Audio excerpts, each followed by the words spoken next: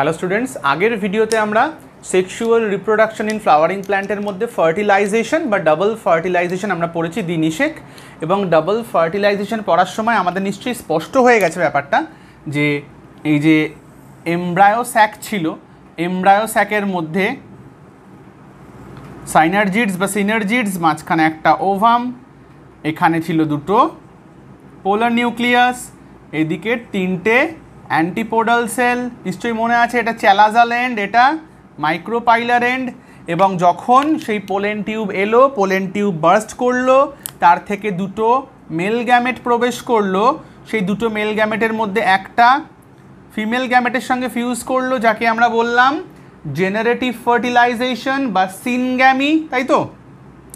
আরেকটা কি হলো, এই দুটো পোলার নিউক্লিয়াস মিলে তৈরি করলো ডেফিনিটিভ নিউক্লিয়াস ডিপ্লয়েড, তার সঙ্গে মেল গ্যামেটটা গিয়ে ফিউজ করে তৈরি করলো ট্রিপ্লয়েড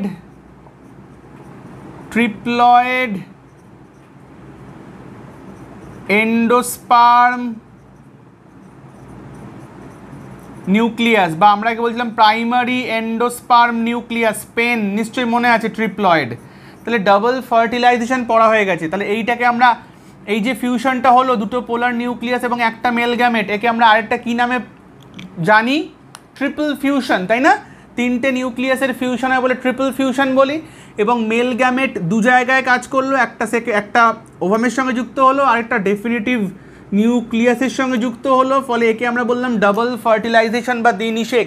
এবারে আমরা দেখব ফার্টিলাইজেশন তো হয়ে গেল, ফার্টিলাইজেশনের পরে কি ঘটনা ঘটে, অর্থাৎ আমরা এই ভিডিওতে দেখব post fertilization structures and events. Okay, post fertilization structures and events, নিষেকের পরবর্তী গঠন কি তৈরি হবে এবং ঘটনাগুলো কি কি ঘটবে। এখন তো অলরেডি আমরা জেনে গেছি যে এখন এই সহকারী কোষ বা সিনার্জিডসগুলো সব নষ্ট হয়ে গেছে, এদিকের প্রতিপাদক কোষ বা অ্যান্টিপোডাল সেলও নষ্ট হয়ে গেছে। তাহলে এখন কি পড়ে রয়েছে?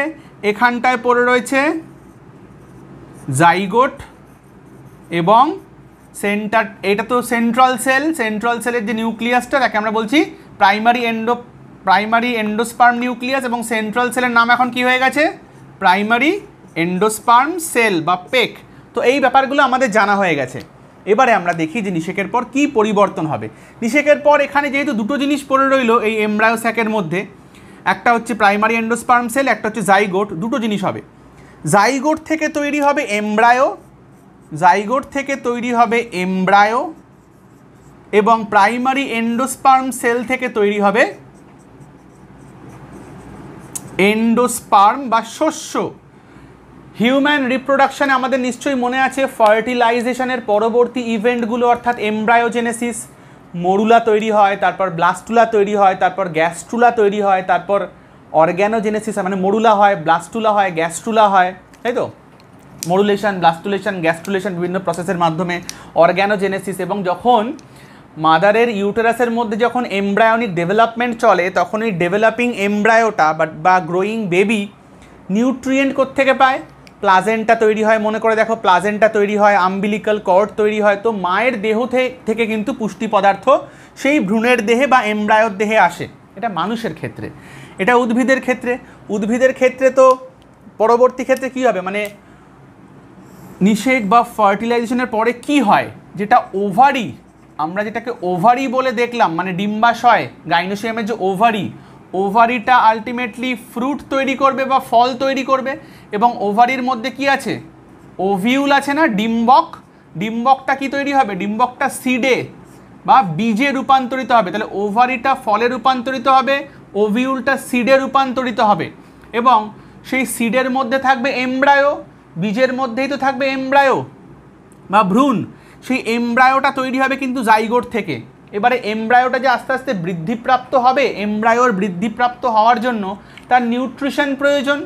সেই নিউট্রিশনটা এক্ষেত্রে কে প্রোভাইড করবে? মানুষের ক্ষেত্রে আমরা দেখেছি মাতৃদেহ থেকে আসে। এক্ষেত্রে কোত্থেকে আসবে? এক্ষেত্রে কিন্তু এবার থেকে এই ডেভেলপিং এমব্রায়োটার নিউট্রিশন প্রোভাইড করবে এন্ডোস্পার্ম। কিন্তু দেখো এখনও এন্ডোস্পার্ম কিন্তু তৈরি হয়নি, শুধুমাত্র primary endosperm cell just PEC বা প্রাইমারি এন্ডোস্পার্ম সেল তৈরি হয়েছে। তাহলে আমি বললাম যে ফার্টিলাইজেশনের পরে যে বিভিন্ন ইভেন্টগুলো হবে তার মধ্যে মোস্ট ইম্পর্টেন্ট ইভেন্ট যদি আমরা বলি তো অবশ্যই কিন্তু এমব্রায়োনিক ডেভেলপমেন্ট, কারণ এমব্রায়ো তৈরি হলে সেখান থেকেই তো শিশু উদ্ভিদ তৈরি হবে, চারা গাছ তৈরি হবে এমব্রায়ো থেকেই। তো এটা মোস্ট ইম্পর্ট্যান্ট ইভেন্ট। কিন্তু এমব্রায়োটার গ্রোথের জন্য নিউট্রিয়েন্ট প্রয়োজন, সেই নিউট্রিয়েন্টটা আসবে কিন্তু এন্ডোস্পার্ম থেকে। তাহলে এমব্রায়োনিক ডেভেলপমেন্টটা আগে শুরু হওয়া উচিত নাকি এন্ডোস্পার্ম ডেভেলপমেন্টটা আগে শুরু হওয়া উচিত? কমন সেন্স কি বলে? অবশ্যই এন্ডোস্পার্ম ডেভেলপমেন্ট আগে শুরু হবে। একটুখানি এন্ডোস্পার্ম তৈরি হয়ে যাবে, তারপর কিন্তু এমব্রায়োনিক ডেভেলপমেন্ট শুরু হয়। তো প্রথমে আমরা এন্ডোস্পার্ম সম্বন্ধে পড়ব, আমরা পরবর্তী ভিডিওতে এমব্রায়োনিক ডেভেলপমেন্ট পড়ব। তাহলে এই ভিডিওতে আমরা এন্ডোস্পার্ম নিয়ে পড়ব। স্ক্রিনশট নিলে নিয়ে নাও, আমি মুছে দিচ্ছি। ওকে, হেডিং করো এন্ডোস্পার্ম বা শস্য। এন্ডোস্পার্ম বা শস্য। তাহলে এন্ডোস্পার্ম ব্যাপারটা কি আমরা বুঝে গেছি, যে এটা ভবিষ্যতে যে ভ্রূণ তৈরি হবে সেই ভ্রূণের এমব্রায়োনিক ডেভেলপমেন্টের সময় ভ্রূণকেও নিউট্রিয়েন্ট বা নিউট্রিশন প্রদান করবে। এন্ডোস্পার্ম অবশ্যই ট্রিপ্লয়েড হবে, কারণ এন্ডোস্পার্ম তৈরি হবে প্রাইমারি এন্ডোস্পার্ম সেল থেকে, ট্রিপ্লয়েড। আচ্ছা, এন্ডোস্পার্মের ডেভেলপমেন্টটা কিরমভাবে হয়? Mode of development, based on mode of development আমরা এন্ডোস্পার্মকে 3 ভাগে ভাগ করতে পারি। পরিস্ফুটনের বিভিন্নতা অনুযায়ী কিভাবে এন্ডোস্পার্ম তৈরি হচ্ছে তার উপর বেস করে আমরা এন্ডোস্পার্মকে 3টে ভাগে ভাগ করতে পারি। প্রথমটাকে আমরা বলি নিউক্লিয়ার এন্ডোস্পার্ম। নিউক্লিয়ার এন্ডোস্পার্ম বা অথবা আমরা বলি free nuclear endosperm. Free nuclear endosperm. আমরা 2 নম্বরটাকে কি বলি? আমরা বলি সেলুলার এন্ডোস্পার্ম। আর 3 নম্বর হ্যালোবিয়াল এন্ডোস্পার্ম। ওকে, তাহলে এন্ডোস্পার্মটা কিভাবে তৈরি হচ্ছে based on mode of development, কিভাবে পরিস্ফুটন হচ্ছে, কিভাবে তৈরি হচ্ছে তার উপর বেস করে আমরা শস্য বা এন্ডোস্পার্মকে 3টে ভাগে ভাগ করতে পারি। নিউক্লিয়ার এন্ডোস্পার্ম আর free nuclear endosperm, cellular endosperm এবং হ্যালোবিয়াল এন্ডোস্পার্ম। আমরা এবার এই 3টে কিভাবে ডেভেলপমেন্ট হয় সেটা এখন দেখব। তাহলে 1 নম্বর হেডিং করো নিউক্লিয়ার এন্ডোস্পার্ম আর free nuclear endosperm. Nuclear endosperm আর ফ্রি নিউক্লিয়ার এন্ডোস্পার্ম। এই যদি আমাদের এমব্রায়ো স্যাকটা হয়, আমি শুধুমাত্র এমব্রায়ো স্যাকটাই আপাতত আঁকলাম, আমি বাকি ওভিউল টোভিউল আর আঁকছি না, শুধুমাত্র আমি এমব্রায়ো স্যাকটা আঁকছি। আমি বরং ব্ল্যাক পেন দিয়ে আঁকি, দেখতে সুবিধা হবে।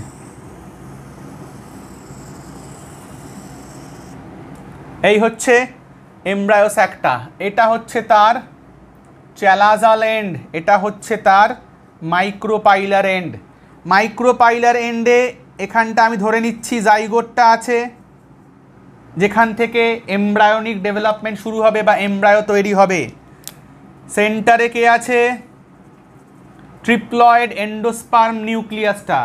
আমি এখন পড়ছি সেলুলার, আমরা এখন পড়ছি নিউক্লিয়ার বা ফ্রি নিউক্লিয়ার এন্ডোস্পার্ম।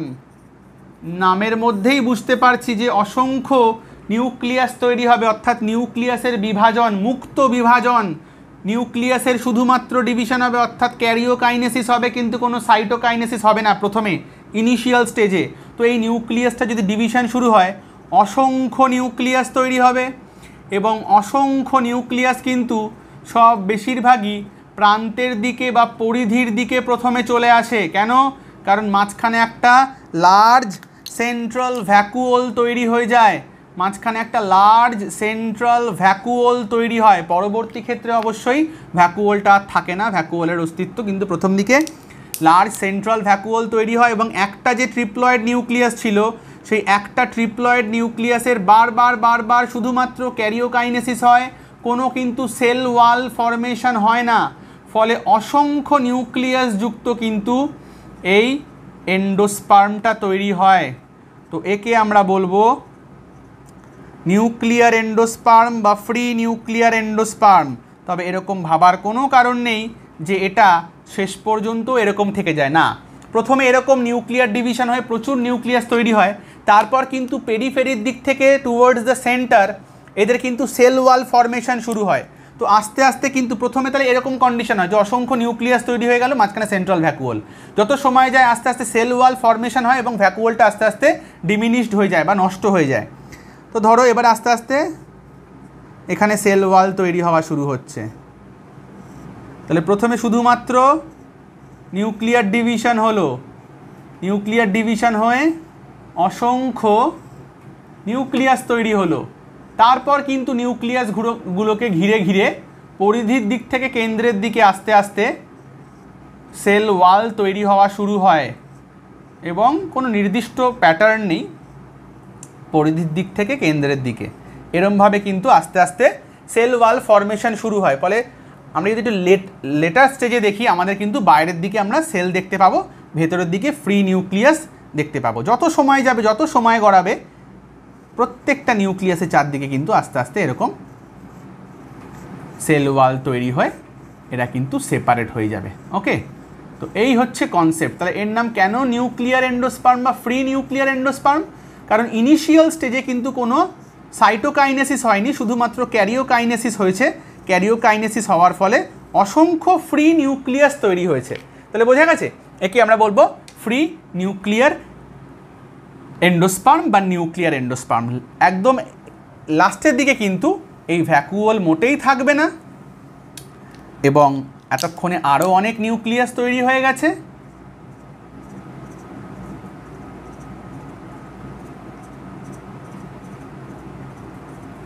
এবং আমি তো বললাম যে এন্ডোস্পার্ম তৈরি হওয়ার কিছুক্ষণ মানে প্রথমে এন্ডোস্পার্ম ডেভেলপমেন্ট শুরু হয়, একটু এন্ডোস্পার্ম তৈরি হওয়ার পরেই কিন্তু এমব্রায়োনিক ডেভেলপমেন্টও স্টার্ট হয়ে যায়। ফলে এখন নিশ্চয়ই এই জাইগোট ফর্মে নেই, এরও কিন্তু একটু ডেভেলপমেন্টাল স্টেজ এগিয়ে গেছে। ফলে এটা কিন্তু এখন তার মতো স্ট্রাকচার নিয়ে নিয়েছে। আমি এখন এমব্রায়ো স্ট্রাকচারে ডিটেলে যাচ্ছি না, ঠিক আছে, আমি পরে আসবো এমব্রায়োনিক স্ট্রাকচারে। এখন ধরে নাও এটা এমব্রায়োনিক ডেভেলপমেন্ট চলছে, তো এরও ডেভেলপমেন্ট একটু এগিয়ে গেছে এবং এন্ডোস্পার্মেরও কিন্তু প্রত্যেকটা চারদিকেই এরকম সেল ওয়াল তৈরি হয়ে গেছে। তো আমরা যদি একদম মানে লেটার স্টেজে দেখি তখন কিন্তু আমরা আর ফ্রি নিউক্লিয়াস দেখতে পাবো না। কিন্তু এটার নাম কেন ফ্রি নিউক্লিয়ার ডিভিশন? কারণ শুরু হয়েছিল শুধুমাত্র নিউক্লিয়ার ডিভিশন দিয়ে, তখন কিন্তু কোনো সাইটোকাইনেসিস না হওয়ার ফলে কোনো আমরা সেল বুঝতে পারছিলাম না। ওকে, এই হচ্ছে বেসিক কনসেপ্ট। তাহলে ফ্রি নিউক্লিয়ার এন্ডোস্পার্ম বা নিউক্লিয়ার এন্ডোস্পার্ম বুঝতে পেরেছি? স্ক্রিনশট নিয়ে নাও, আমরা তাহলে নেক্সট স্টেপটায় যাব। ওকে, এই ছবিটা বরং থাক, আমি বরং মুছবো না, আমি একটু বাঁ দিক করে নেক্সট ছবিটা আঁকি। তাহলে এটা নিউক্লিয়ার এন্ডোস্পার্ম থাক। আমরা এবার আসি সেলুলার এন্ডোস্পার্ম। সেলুলার এন্ডোস্পার্মটা একদম ইজি ব্যাপার। এই যদি এমব্রায়ো স্যাক হয়, তার মধ্যে এই যদি জাইগোট হয়, এই যদি প্রাইমারি এন্ডোস্পার্ম নিউক্লিয়াস হয় ট্রিপ্লয়েড, প্রথমে কি হয়, যেই মুহূর্তে এর প্রথম নিউক্লিয়ার ডিভিশন হয়, দুটো নিউক্লিয়াস তৈরি হয়। আমি বললাম সেলুলার এন্ডোস্পার্ম, সঙ্গে সঙ্গেই কিন্তু তার মাঝখানে সেল ওয়াল ফরমেশন হয়ে যায় এবং দেখা গেছে যে চ্যালাজাল এন্ডের সেলটা ছোট সাইজের হয়, মাইক্রোপাইলার এন্ডের সেলটা বড় সাইজের হয় এবং এরপরে যত সাবসিকুয়েন্ট ডিভিশন হয়, যত এরপর ডিভিশন হবে, প্রত্যেকটার ক্ষেত্রেই কিন্তু মাঝখানে এরকমভাবে সেল ওয়াল তৈরি হতে থাকবে। ওকে, যত সময় যাবে, যত ডিভিশন হবে এদের মাঝখানে কিন্তু এরকম সেল ওয়াল তৈরি হতে থাকবে। ফলে একে আমরা বলবো সেলুলার এন্ডোস্পার্ম। প্রত্যেক ক্ষেত্রে ক্যারিওকাইনেসিসের পর এর সাইটোকাইনেসিসও কিন্তু হবে। আগেরটার সঙ্গে তাহলে এটার পার্থক্য কি? আগেরটায় কিন্তু প্রথমে শুধুমাত্র ক্যারিওকাইনেসিস হলো, কোনো সাইটোকাইনেসিস হলো না, কিন্তু এর কিন্তু প্রতি ক্ষেত্রেই ক্যারিওকাইনেসিস এবং সাইটোকাইনেসিস হলো। ফলে প্রথম থেকেই কিন্তু সেল তৈরি হবে, আলটিমেটলি ফাইনালি কিন্তু দেখতে এরকমই হবে। ওকে, আমরা যে ডাব বা নারকেল নিশ্চয়ই দেখেছি, নারকেলের ভেতরে যে নারকেলের শ্বাস থাকে এবং ভেতরে যে জল থাকে, ডাবের জল বা নারকেলের যে জল, ওটা বেসিক্যালি কি? ওটা কিন্তু এন্ডোস্পার্ম। ওকে, তাহলে নারকেলের যে জলটা, সেটা হচ্ছে তার মধ্যে কিন্তু প্রচুর নিউক্লিয়াস থাকে, তাহলে ওটা কিন্তু ফ্রি নিউক্লিয়ার। কিন্তু একদম চারদিকে বাইরের দিকে যে আমরা শ্বাসটা দেখি সাদা রঙের, সেই হোয়াইট কার্নেল যাকে বলা হয়, সেই শ্বাসটা কি, শ্বাসটা কিন্তু এই যে মার্জিন, এই যে প্রান্তের দিক থেকে আস্তে আস্তে কোষ প্রাচীর তৈরি হতে থাকে, তাহলে ওগুলো কিন্তু সেলুলার এন্ডোস্পার্ম। তাহলে ডাবের ক্ষেত্রে বা নারকেলের ক্ষেত্রে যে জলটা হচ্ছে ফ্রি নিউক্লিয়ার এন্ডোস্পার্ম, আর শ্বাসটা কিন্তু সেলুলার এন্ডোস্পার্ম, মাথায় রাখবে। ওকে, তাহলে এটা আমাদের হলো ফ্রি নিউক্লিয়ার এন্ডোস্পার্ম, এটা হলো সেলুলার এন্ডোস্পার্ম। ফাইনাল স্টেজে গিয়ে কিন্তু একই রকম দেখতে হবে। ওকে, এবার 3 নম্বরে আমরা আসি, সেটা হচ্ছে হ্যালোবিয়াল এন্ডোস্পার্ম। হ্যালোবিয়াল এন্ডোস্পার্ম মানে শুরু হবে সেলুলার এন্ডোস্পার্মের মতো, কিন্তু মাঝখানে কিন্তু ফ্রি নিউক্লিয়ার ডিভিশন হবে। ওকে, একই রকম ব্যাপার। এই ধরো এমব্রায়ো স্যাক, এই তার জাইগোট, এই তার প্রাইমারি এন্ডোস্পার্ম নিউক্লিয়াস। প্রথম যখন ডিভিশনটা হলো এবং দুটো নিউক্লিয়াস তৈরি হলো, তার মাঝখানে কিন্তু সেল ওয়াল তৈরি হয়ে গেল, ঠিক একই রকমভাবে সেল ওয়াল তৈরি হয়ে গেল সেলুলারের মতো। কিন্তু এরপর কি হয়, এরপর কিন্তু এদের ফ্রি নিউক্লিয়ার ডিভিশন চলতে থাকে, এর মধ্যে কিন্তু অসংখ্য নিউক্লিয়াস তৈরি হয়ে যাবে। ওকে, তাহলে প্রথমটা শুরু হলো সেলুলারের মতো, কিন্তু তারপরে কিন্তু ফ্রি নিউক্লিয়ার এন্ডোস্পার্ম তৈরি হতে থাকলো নিউক্লিয়ার ডিভিশন হওয়ার জন্য। আলটিমেটলি তো বললাম ফাইনালি তো প্রত্যেকটার চারদিকেই সেল ওয়াল তৈরি হয়ে গিয়ে ফাইনালি প্রত্যেকেই এরকমই দেখতে হবে, কিন্তু ইনিশিয়াল স্টেজে বলছি। তাহলে শুরু হলো প্রথম ডিভিশনটা সেলুলারের মতো, তারপর কিন্তু ফ্রি নিউক্লিয়ার ডিভিশনে চলে গেল। তাহলে ইন্টারমিডিয়েট একটা, না এটার মতো না এটার মতো, ইন্টারমিডিয়েট, এটাকে আমরা বলবো হ্যালোবিয়াল এন্ডোস্পার্ম। হ্যালোবিয়াল এন্ডোস্পার্ম। ওকে, এটা হচ্ছে ফ্রি নিউক্লিয়ার, এই ছবিটা কি দেখা যাচ্ছে? হ্যাঁ দেখা যাচ্ছে, ফ্রি নিউক্লিয়ার এন্ডোস্পার্ম। আর এটা হচ্ছে সেলুলার এন্ডোস্পার্ম। আমি কি বললাম যে এন্ডোস্পার্ম গ্রোয়িং এমব্রায়োকে নিউট্রিশন প্রোভাইড করে। যখন সিড হয়ে যাবে, ফাইনালি যখন সিড হয়ে যাবে, সেই সিডের মধ্যে এন্ডোস্পার্ম বাঁচতেও পারে বা পুরোটাই কিন্তু এমব্রায়ো ইউটিলাইজ করে ফেলতে পারে। যে ক্ষেত্রে সিডের মধ্যে এন্ডোস্পার্ম বাঁচবে তাকে আমরা কি বলবো?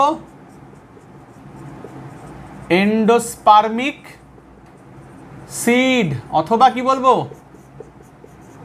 Albuminous seed. আবার বলি, যে ক্ষেত্রে বীজ তৈরি হওয়ার পরেও বীজের মধ্যে এন্ডোস্পার্ম বা শস্য অবশিষ্ট থাকবে তাকে আমরা বলবো এন্ডোস্পার্মিক সিড বা অ্যালবুমিনাস সিড। এক্সাম্পল কি? এক্সাম্পল ধরো কোকোনাট বা ক্যাস্টার। ওকে, আর যে ক্ষেত্রে গ্রোয়িং এমব্রায়োটা এই এন্ডোস্পার্মকে পুরোপুরি খেয়ে ফেলবে বা পুরোপুরি ইউটিলাইজ করে ফেলবে, সিড তৈরি হওয়ার পর তার মধ্যে এন্ডোস্পার্ম বাঁচবে না, তাকে আমরা বলবো নন এন্ডোস্পার্মিক সিড অথবা x albuminous seed. X albuminous seed. তাহলে এক্ষেত্রে কিন্তু বীজ তৈরি হওয়ার পর কিন্তু আর কোনো নিউট্রিয়েন্ট প্রোভাইড করার মতো এন্ডোস্পার্ম পড়ে রইল না। তাহলে এক্ষেত্রে কে নিউট্রিয়েন্ট প্রোভাইড করবে? এক্ষেত্রে কিন্তু কটিলেডন তৈরি হয়ে যায়, বীজপত্র তৈরি হয়ে যায়, সেখান থেকে কিন্তু চারা গাছ তার খাদ্য পাবে। এক্সাম্পল কি হওয়া উচিত? পি, গ্রাউন্ডনাট, এগুলো হচ্ছে নন এন্ডোস্পার্মিক, মানে এক্ষেত্রে এন্ডোস্পার্ম অবশিষ্ট থাকবে না, ডেভেলপিং এমব্রায়োটা কিন্তু পুরো এন্ডোস্পার্মকে অ্যাবজর্ব করে নেবে বা ইউটিলাইজ করে নেবে। তাহলে এই হচ্ছে এন্ডোস্পার্ম। এন্ডোস্পার্ম তাহলে তৈরি হয়ে গেল, কিভাবে হলো তার টাইপস কি আমরা বুঝে গেলাম। আমরা নেক্সট ভিডিওতে দেখব যে কিভাবে এমব্রায়োনিক ডেভেলপমেন্ট চলে। ওকে, স্ক্রিনশট নিয়ে নাও আমাদের এই ভিডিওতে এত অবধি।